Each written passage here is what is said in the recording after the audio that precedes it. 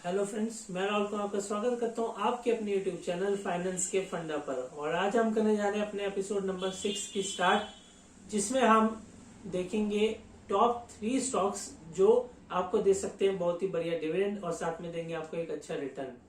तो मैं Rahul Kumar, MBA in finance, NSM certified mutual fund distributor, fundamental and technical analyst, आप सबका हार्दिक स्वागत करता हूं। तो चलिए शुरू करते हैं।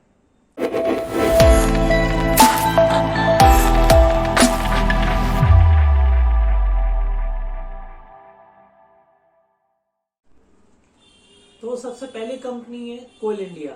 जी हाँ, आप अपने स्क्रीन पे जैसे देख सकते हैं, कोल इंडिया है जो आपको देती है बहुत ही बढ़िया डिविडेंड। और अगर हम इसकी कंपनी के बारे में बात करें तो ये होल्डिंग कंपनी है और production and sale of coal में ये डील करती है। ये power sector, steel sector, cement sector, fertiliser, bricks and अलग अलग तरह की इंडस्ट्रीज के अंदर और भी बहुत सारी इंडस्ट्रीज के अंदर कोल प्रोवाइड करती है। और ये हो गई आपकी कंपनी की क्या कहते हैं हिस्ट्री और क्या कहते हैं क्या वो काम करती है। और अगर हम बात करें कि क्या कहते हैं ये एक लार्ज कैप कंपनी है और साथ ही साथ अगर आप स्क्रीन पे अपना चार्ट देखें तो पिछले 5 साल के अंदर अगर मैं बात करूं तो इसका चार्ट डाउन दिख रहा है आपको। पर अगर 1 ईयर की मैं बात करूं तो ये इसने जो 2020 के अंदर जब मार्केट क्रैश हुई थी तब से काफी अच्छा रिकवर किया। और एक गवर्नमेंट कंपनी होने के बाद अगर मैं आपको कहूं तो इसमें आपका रिस्क कम और रिटर्न मॉडरेट रहता है और साथ ही साथ आपको डिविडेंड भी अच्छा मिलता है। तो मेरे को लगता है कि आने वाले लॉन्ग टर्म के अंदर जैसे अगर आपने फॉर एग्जांपल आप इसमें 100 शेयर बाय करते हैं तो आपको लॉन्ग टर्म के अंदर एक अच्छा रिटर्न देखने को मिल सकता है। अगर वही हम बात करें इसकी डिविडेंड की हिस्ट्री की तो मैं आपको दिखाऊं कि जून के अंदर फाइनल डिविडेंड आया। वही मैं अगर बात करूं आपका फरवरी के अंदर और क्या कहते हैं अगर इन अभी तक की हम बात करें तो टोटल 8.5 रुपए डिविडेंड कंपनी ने इशू किया है। और अगर हम 2020 का देखें तो 18.5 रुपए डिविडेंड भी इशू किया है। 2019 के अंदर एक ऐसा साल था जिसके अंदर सिर्फ एक ही बारी डिविडेंड आया 5.85 रुपीज। और 2018 के अंदर जो है वो डिविडेंड 23 रुपीज तक भी गया है, 25 रुपीज तक भी गया है। उसके आगे पीछे अगर मैं बात करूं 2016 में भी 27 रुपीज डिविडेंड भी रहा है। तो अगर आप इसमें लॉन्ग टर्म के हिसाब से देखें और अगर आप डिविडेंड ही मेन क्या कहते हैं आपका फोकस है तो आपको इसमें रिटर्न भी मिलेगा और डिविडेंड भी अच्छा देखने को मिलेगा। वहीं अगर हम बात करें की मैट्रिक्स की जो है पीई रेशियो, वहीं अगर हम स्टॉक की पीई रेशियो की बात करें तो 7 पे अब आपका पीई रेशियो चल रहा है। और सेक्टर की पीई की हम बात करें तो वो 24 है। यानी कि कंपनी में अगर आप देखें तो क्या कहते हैं अभी बहुत ही अंडर वैल्यूड है, यानी कि अभी इसका प्राइस जो है बहुत कम है। आने वाले टाइम में इसका जो प्राइस है वो एक अच्छा हो सकता है। वहीं अगर मैं बात करूं पीबी रेशियो की 2.56 और सेक्टर का 3.08 है। और वही हम बात करें डिविडेंड यील्ड की तो इस कंपनी की डिविडेंड यील्ड है 10.43% और सेक्टर डिविडेंड यील्ड है 1.56, यानी कि सेक्टर के हिसाब से 10 टाइम्स ज्यादा आपको इसमें आपको डिविडेंड यील्ड देखने को मिल रहा है। बिल्कुल। वहीं अगर हम बात करें कंपनी के फाइनेंशियल्स की तो अगर जैसे आप देख सकते हैं 2019, 20, 21 का मैंने इसमें कंपैरिजन किया है। टोटल रेवेन्यू की बात करूं तो थोड़ा थोड़ा इसमें 10% अप्रॉक्स जो है वो डिक्लाइन हुआ है। और वहीं हम बात करें एबिटा मार्जिन की वो भी आपको थोड़ा सा डिक्लाइन देखने को मिलेगा। और बात करें हम अगर टोटल नेट इनकम की तो वो भी इसमें थोड़ा सा डिक्लाइन हुआ है। और मेरे को लगता है कि आने वाले टाइम में जैसे टाटा पावर है और ये सब है, जब इन सेक्टर्स के अंदर बूम आएगा तब इसको भी हेल्प मिलेगी और लॉन्ग टर्म के अंदर ये भी आपको अच्छा रिटर्न बना के देगा। तो ये था हमारा क्या कहते हैं डिविडेंड का फर्स्ट स्टॉक। अब हम बात करते हैं अपने सेकंड स्टॉक की जो होने वाला है आपका इंडियन ऑयल कॉर्पोरेशन लिमिटेड, जो रिफाइनिंग बिजनेस के अंदर है।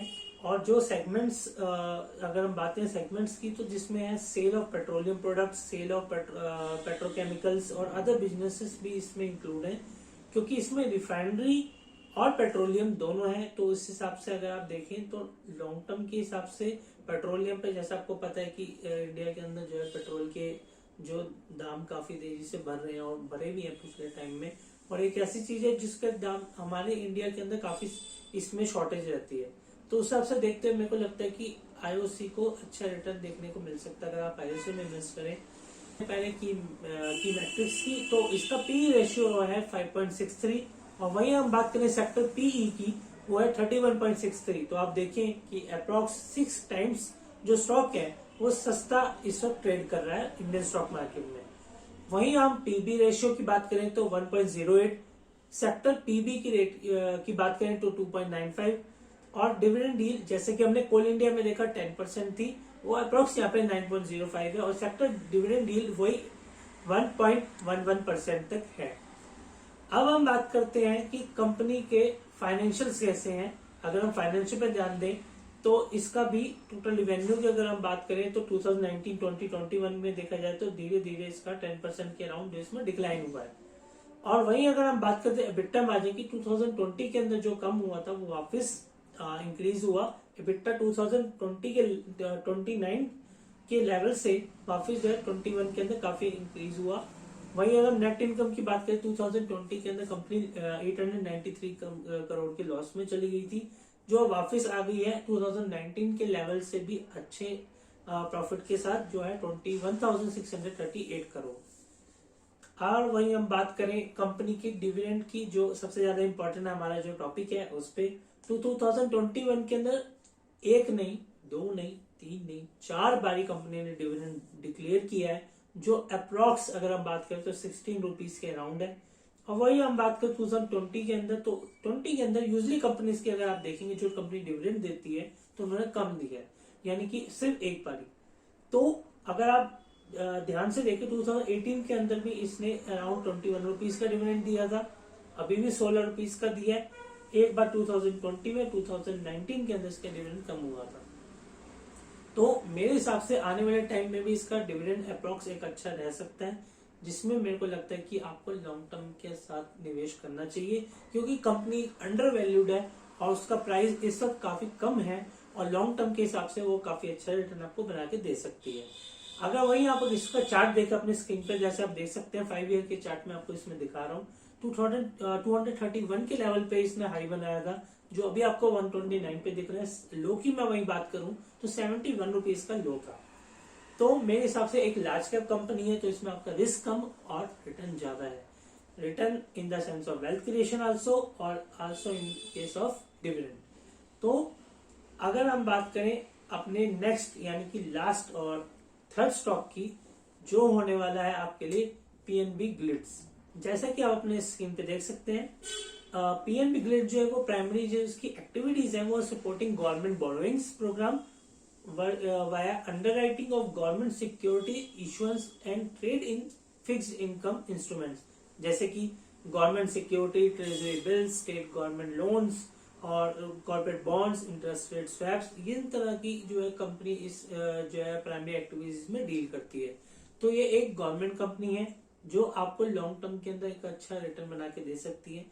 और इसमें मैं आपके साथ डिस्कस करना चाहूंगा सबसे पहले इसके परफॉर्मेंस यानी कि फंडामेंटल्स।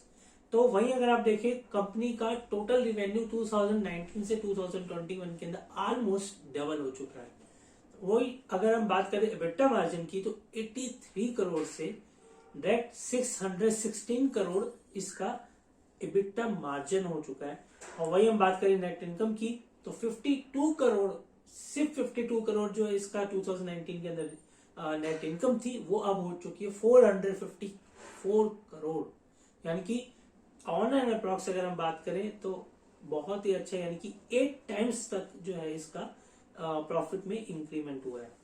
और वहीं अगर हम बात करें इसकी की मैट्रिक्स की, यानी कि कंपनी कैसे पी पे अभी इस वक्त ट्रेड करी, तो 2.62 जो है इसका पी ही है। और वहीं अगर हम सेक्टर पी से इसका कंपैरिजन करें तो 28.25 इसका जो है सेक्टर का पी ही है।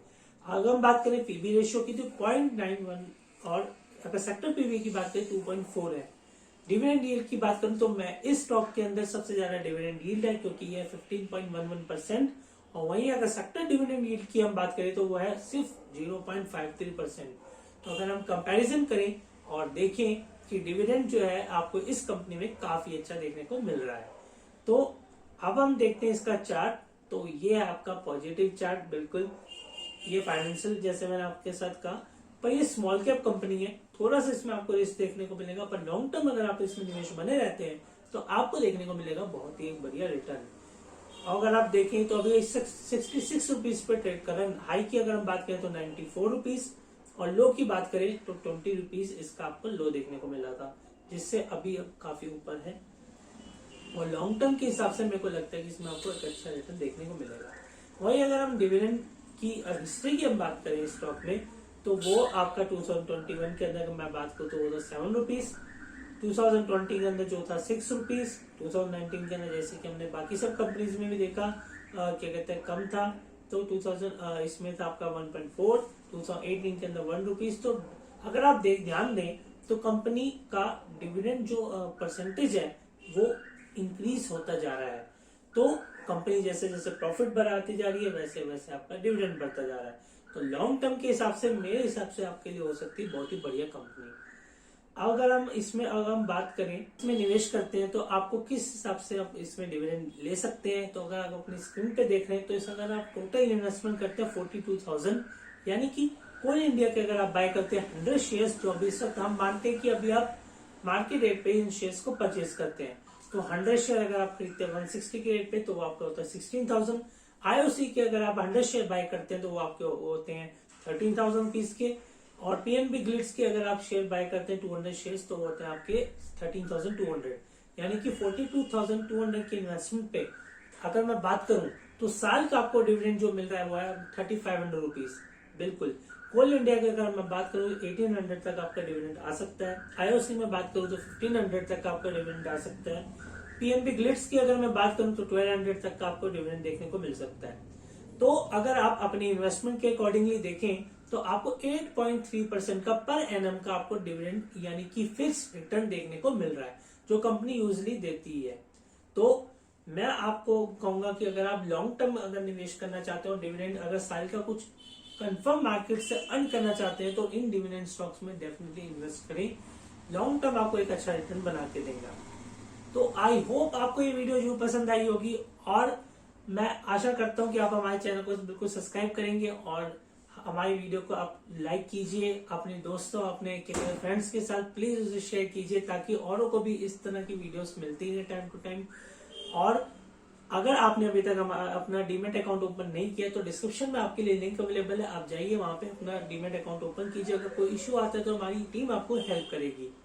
और अगर अभी तक आपने टेलीग्राम चैनल पे हमारा ज्वाइन नहीं किया तो प्लीज हमें ज्वाइन कर लीजिए, फाइनेंस का फंडा, और उसमें आप हो जाइए ज्वाइन, ताकि आपको मिलते रहे time to time latest news. तो मैं लेता हूँ आपसे अलविदा और मिलते हैं एक नए एपिसोड के साथ, जिसमें आप करेंगे बहुत ही बढ़िया स्टॉक्स पे चर्चा। तो थैंक यू वेरी मच। मिलते हैं नेक्स्ट एपिसोड में। Thank you, thumbs up.